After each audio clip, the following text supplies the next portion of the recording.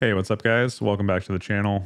My name is Dylan, and today I want to talk about the rumored Fuji XM5 and their half frame camera.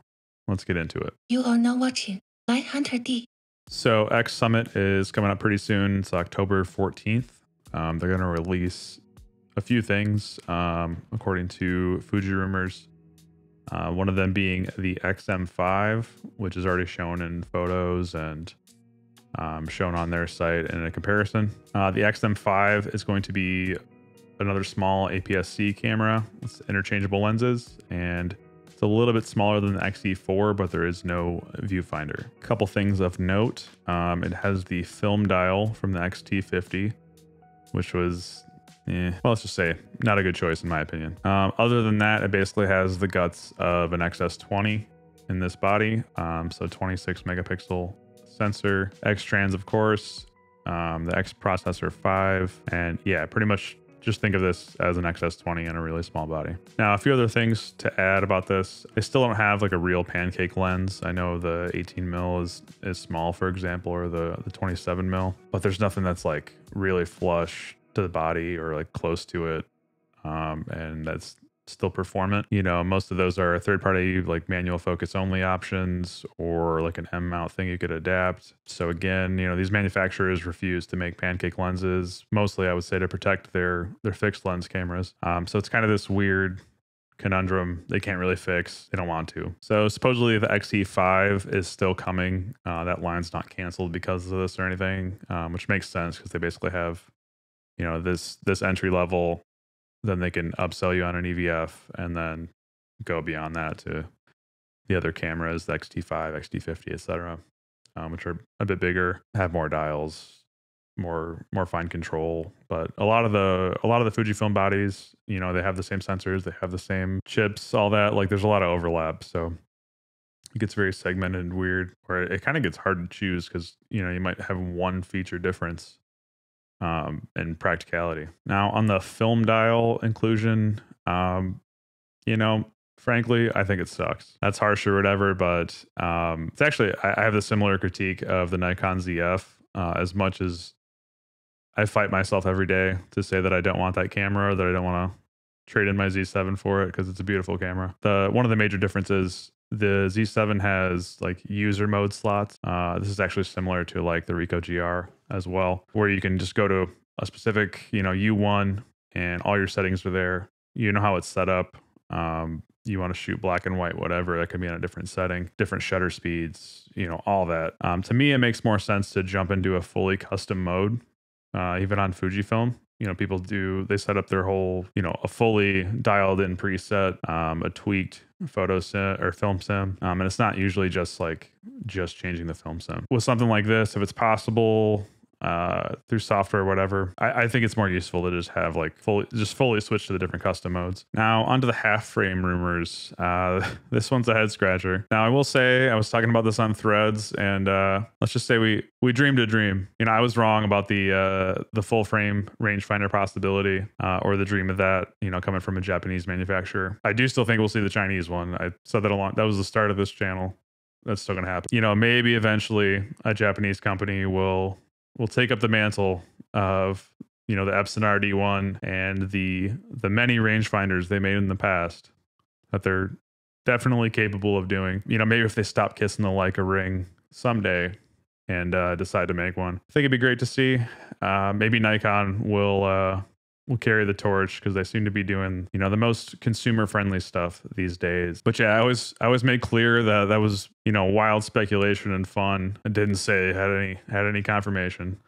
But I always want to be honest about that, just talking away on Threads, you know. So per Fuji rumors, this is going to be a 1-inch sensor camera. Makes it I don't know, pretty baffling. They keep calling it maybe just as something for reference, but they say it's going to be like a digital Pentax 17 or Pentax 17, however you want to call it. So maybe it'll have, I guess, a vertically oriented sensor.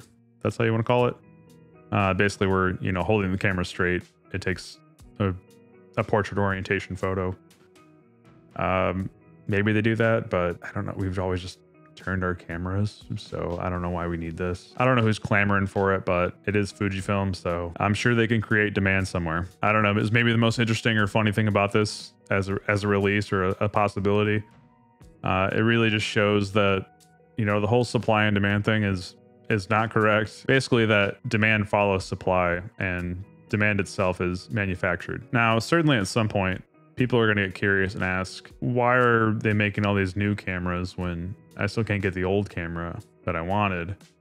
And by old, I mean 2024, but they can't seem to make X100s to save their lives. Other lenses, you know, just can't stock the shelves, but well, we can keep releasing new cameras. Certainly interesting, curious. Now, I know, look, all this stuff it's manufactured in different places by different teams with different tooling, yada, yada. But the fact remains that they are unwilling to guide production or direct production in a way to actually address demand, primarily with the X100, but lenses as well, which I think is something, you know, it's fair to be upset about or at least criticize, you know, be vocal about it. It's an industry.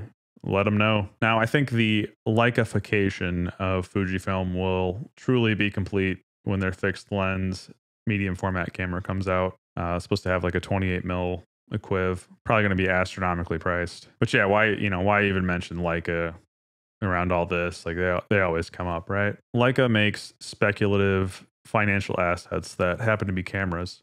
They're priced so out of reach for most people that they are practically unattainable. Now, Fujifilm can't jack up the prices that fast out of nowhere.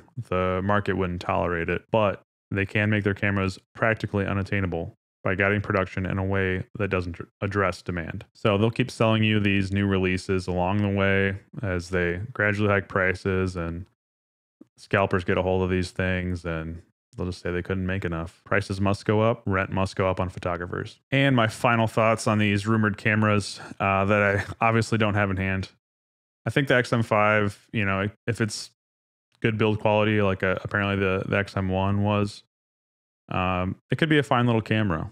Now, if it's actually in stock is a big part of that. Total ballpark guess, I'm going to guess that this is going to get, you know, at least launched at $1,099, somewhere around there. I don't know. They could prove me wrong. Could be more. Total ballpark guess, and we will see what they go for once it actually drops. The half frame thing, I can't even like remotely recommend it. It might do okay. You know, Fuji can make demand for just about anything. I just couldn't recommend it. Yeah, even like a Nikon 1 J5 or something would be like a dirt cheap way to get into that size of sensor and have some fun with it. But like a true recommendation from me, you know, there's better, higher quality cameras that you can, if you're going to go through the trouble of carrying a camera, you might as well carry something that is going to perform. Can't recommend it at all. I mean, we'll see when it comes out. Total ballpark guess on the price. Again, no idea. I'm going to say maybe it's $799, and we'll see what that actually goes for on the market once it's out. But total no for me, dog. Anyways, that's going to be it for today. As always, there's going to be all the links. If you want to come follow me on Threads, that's where I talk about stuff like this all the time. Fire off quick thoughts. If you want to support the channel, there is Gumroad for downloads. You can do wallpapers or music or whatever's posted on there. I will gradually update it if there's enough interest. Yeah, that's going to be it for now. If you saw me in this outfit in another video, no, you did not. Anyways, thanks for watching, guys. I'll catch you in the next one. Later.